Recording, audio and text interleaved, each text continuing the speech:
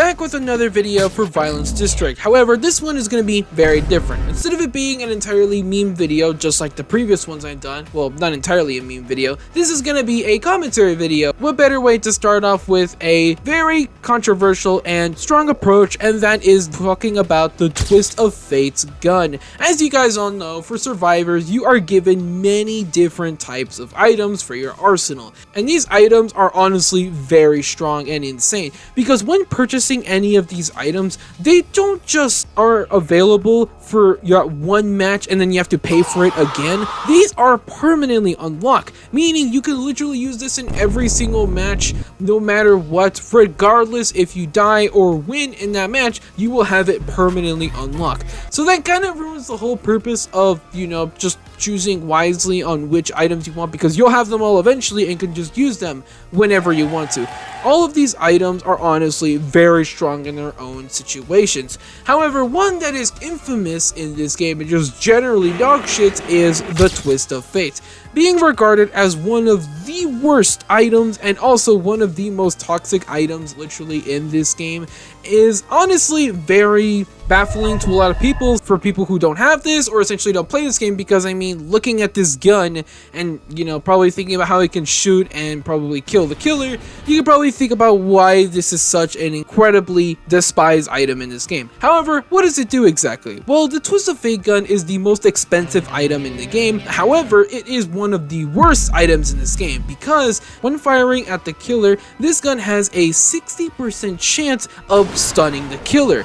And when stunning the killer, it essentially lasts for like 1 second, but I mean, like, you know, you shot the killer from a long range or to a mid-range point, and is essentially just a free get out of jail free card essentially. And this automatically seems insanely OP. I mean, imagine having an item that will literally stun the killer whenever you want to, from no matter what distance they are. However, there is a downside, a very significant downside, because if you're playing Coastal Tension, I said a 60% chance of stunning the killer, because the rest of the 40% chance, instead of stunning the killer, it will actually just injure the survivor player using this gun. Yeah, straight up injure them, and if you're already injured, this will instantly down you. Yeah, there it is on footage, just instantly going down. And automatically just seeing this, you probably already assume why this is pretty much a terrible item. The fact that this could literally injure you with the chance of probably stunning the killer is just bonkers, especially when this isn't even like a skill issue thing at all, because it's RNG based. If you're lucky, you can stun the killer. If you're unlucky, like pretty much every single person is, including myself, this will just kill you many more times than it will actually stun the killer, especially when you still have to aim at the killer to stun them. So if you miss, well, there goes your one and only shot probably of stunning the killer. However, there's a much more infamous and downright despicable feature, more or less, about this item, and that's the fact that survivor players using this gun can also injure other survivor players. Yeah, there it is on footage right now, downing my fellow teammates in not one but 2 clips. Like, the fact that you can literally just injure and just straight up down your fellow teammates is just fucking cringe. Like, why is this a thing? Especially putting it on a Roblox game, which is world-renowned known of being the most family-friendly, well, not really, game where there's hundreds of children that range from being children to infants who, given the opportunity to literally shoot their own teammates because it's fun, will literally try to take the chance anytime they get. Like, why the fuck is this a thing? Thankfully, this has not happened to me yet. I actually figured this whole feature out, quote unquote, like around 2 weeks ago when I filmed that teleporter ability. The fact that you can literally just injure your own teammates is fucking crazy. Maybe I can like save them with my... Wait, you can kill each other with the gun? That is crazy if you can kill each other with a gun. And of course, downing them is just even more baffling. And with all of these reasons and explanations and evidence or whatnot piled up, you can probably theorize on why this is one of the most infamous and most toxic and just downright terrible items in this whole game. However, I do have some suggestions for this weapon. First and foremost, the first suggestion, completely remove the fact that this literally injures and can down your fellow teammates. Why is that even a thing?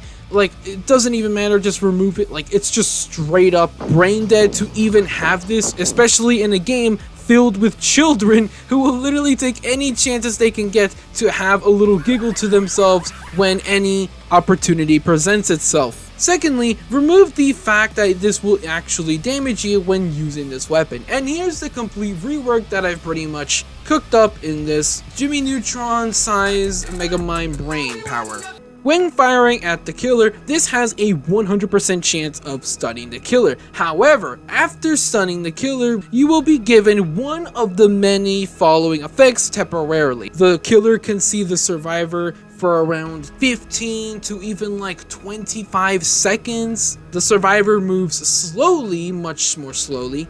Repairing generators or healing fellow survivors is dramatically increasing the time to around 40 to 50% longer. And with all of these like dangerous-ish effects basically having the chance to actually happen when firing this gun, I have a feeling that it'll just be right enough to where this gun can be quite enticing for some. However, for a lot of people, the effects are still kind of balancy, you can say. Now, the reason why I'm suggesting all of these effects temporarily is because obviously the reason why no one goes for this gun is because the risk of literally killing yourself completely outweighs the benefit of just stunning the killer for a second. And if you want to stun the killer with guarantee, try the parrying dagger. This thing literally completely does exactly what Dead Hard does. Stuns the killer essentially. And if you want something else than stunning the killer, go for the adrenaline shot, go for the teleporter, go for the fucking flashlight, I don't know.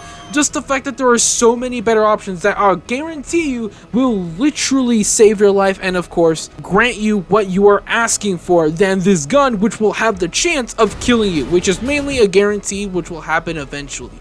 And with these effects in place, I wanted to make it to where this gun can essentially be just like every other item. It is guaranteed that you will stun the killer, and that is if you actually aim at the killer and actually hit them, but also there will be a downside of essentially kind of a penalty where you are essentially debuffed for a temporary period of time while the gun recharges. And I have a feeling with all of these suggestions I just mentioned, this gun will probably be a bit more enticing for a lot more people to pick, especially when now there's no risk of essentially literally killing yourself on the spot, but instead having the chance of essentially gaining a terrible debuff temporarily whenever using this gun. Because this gun is fun. I mean, who doesn't want to shoot a gun at the killer or pretty much at the enemy players when given the chance to? But with the literal risk of killing yourself, this just makes this item completely terrible and just downright despicable, giving it the reputation of the worst, most toxic, and downright most infamous item in Violence District. The game is broken!